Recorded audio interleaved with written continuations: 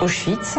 C'est évidemment un geste antisémite, c'est un salut hitlérien à l'envers, c'est pas une surinterprétation de dire ça, c'est de l'évidence encore une fois, et il suffit de voir les lieux devant lesquels ces gestes sont reproduits pour s'en rendre compte.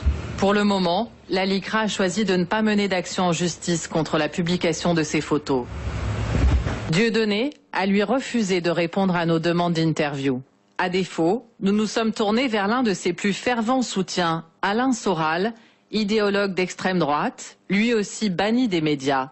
En 2009, aux Européennes, il s'est présenté sur la même liste antisioniste que Dieudonné. Sur cette affiche, l'humoriste militant utilisait d'ailleurs déjà la quenelle. Alain Soral, le voici.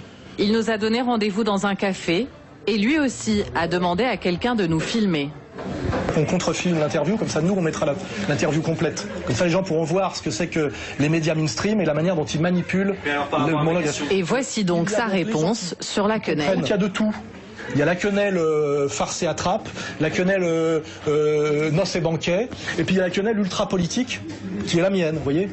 Alain Soral a choisi de se prendre en photo devant le mémorial de la Shoah à Berlin.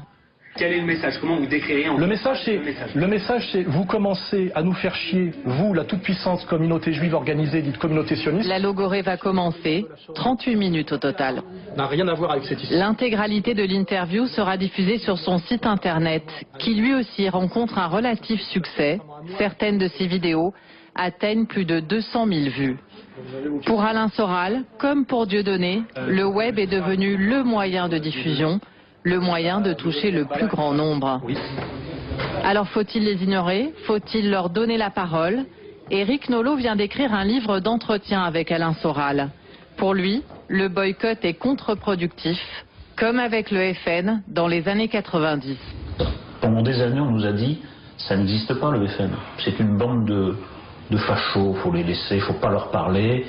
On ne parle pas avec eux et on ne parle pas d'eux. Vous voyez le brillant résultat, ils sont à plus de 20% dans les intentions de vote et en plus 3 fois par semaine. Donc cette tactique n'a pas marché du tout. On essaye de faire la même chose avec Soral et Dieudonné, ça ne marchera pas non plus et au contraire, ça les conforte dans une posture de victime, de martyr.